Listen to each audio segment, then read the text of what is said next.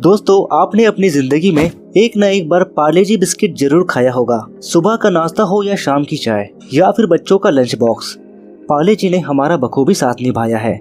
लेकिन आप में से बहुत कम लोगों को ही ये बात पता होगा कि 5 रुपए में मिलने वाले इस बिस्किट ने हजारों लोगों की नौकरियां भी बचाई है। और इस कारनामे की वजह से लोगों के दिलों में पार्ले जी की इज्जत और भी बढ़ गई है।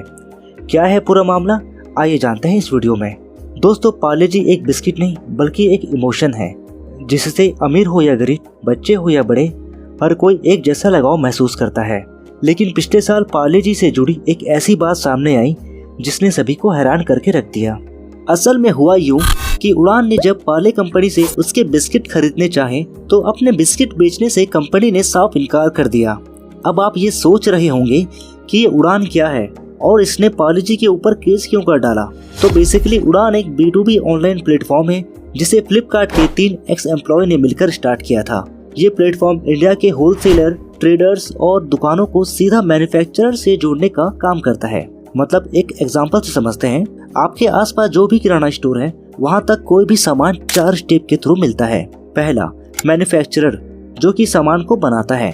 दूसरा, डिस्ट्रीब्यूटर जो कि मैन्युफैक्चरर से सामान लेकर होलसेलर तक पहुंचाता है। और फिर लास्ट में होलसेलर पूरे एरिया के रिटेलर तक सामान को पहुंचाते हैं।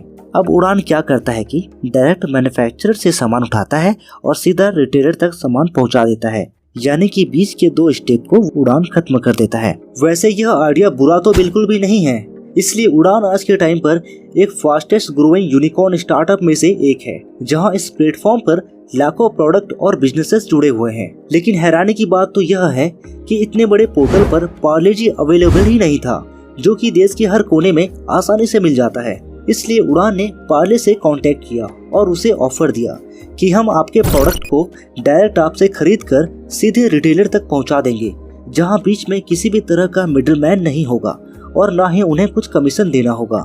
अब देखा जाए तो शायद ही कोई ऐसा बिजनेस होगा जिसके पास कस्टमर खुद चलकर आए और वो अपना सामान बेचने से इनकार कर दे, वो भी तब जब उसे नॉर्मल से ज्यादा प्रॉफिट मिल रहा हो। लेकिन पार्ले ने उड़ान को अपने बिस्किट बेचने से मना कर दिया। अब इस डील को मना करने के पीछे की वजह यह थी कि पार्ले जी का डिस्ट्रीब्यूशन नेटवर्क, जिसे कि उसने कई सालों की मेहनत से बनाया था, और इस नेटवर्क में हजारों लोग जुड़े थे जो कि पार्ले जी को देश के हर कोने तक पहुंचाने के लिए दिन रात मेहनत करते थे।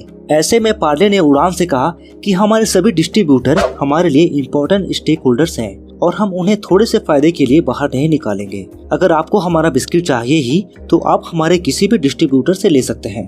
अब पार्ले का इस तरह से डील के लिए साफ मना करना उड़ान को बिल्कुल भी अच्छा नहीं लगा, क्योंकि पार्ले जी जैसा कॉमन बिस्किट अगर इतने बड़े प्लेटफॉर्म पर नहीं मिलता तो यह वाकई में हैरानी वाली बात होगी। और इसी वजह से उड़ान पहुंच गया CCI यानी कि कंपटीशन कमीशन ऑफ इंडिया के पास। अब जो लोग नहीं जानते उनको हम बता दें कि CCI का काम इस चीज की जांच करना होता है कि कोई भी कंपनी अपनी पोजीशन या फिर साइज का गलत इस्तेमाल तो नहीं कर रही।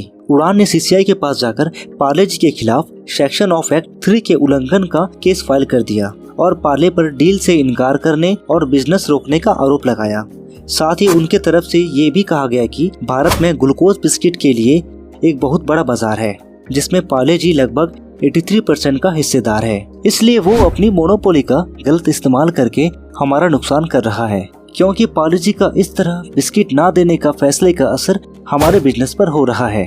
उड़ान का यह भी कहना था कि जब लोग हमारे प्लेटफॉर्म पर जाएंगे और पार्ले जी सर्च करेंगे तो कोई भी रिजल्ट शो नहीं करेगा। अब इतना कॉमन बिस्किट जो हर दुकानदार को चाहिए, जब वो ही नहीं मिलेगा तो फिर लोग हमारा प्लेटफॉर्म छोड़कर चले जाएंगे और इससे हमें भारी नुकसान का सामना करना पड़ सकता है। अब इसका जवाब पार्ले जी ने यह कहते हुए दिया कि हमारा टोटल बिस्किट कैटेगरी में 27% मार्केट शेयर है, इस वजह से यहाँ पर कोई मोनोपोली वाली बात तो है ही नहीं। साथ ही हमने उड़ान को बिस्किट खरीदने से नहीं रोका है, बल्कि उनसे यह कहा है कि बिस्किट चाहिए तो हमारे किसी भी डिस्ट्रीब्यूटर से ले सकते हैं, जैसे कि बाकी बिजनेसेस इतने सालों से करते आ रहे हैं। अब इस मामले को सुनने के बाद CCI ने यह फैसला सुनाया कि टोटल बिस्किट कैटेगरी में 27% मार्केट शेयर होने की वजह से यह बिल्कुल भी नहीं कहा जा सकता कि पार्ले जी के पास मार्केट की पावर नहीं है। लेकिन ब्रिटानिया, ITC और पतंजलि जैसे कई सारे ऐसे ब्रांड भी मौजूद हैं जो इसको टक्कर दे रहे हैं और इसी वजह से पार्ले जी की मोनोपोली से इनकार किया जाता है। इसके अलावा उड़ान एक ऑनलाइन B2B प्लेटफॉर्म है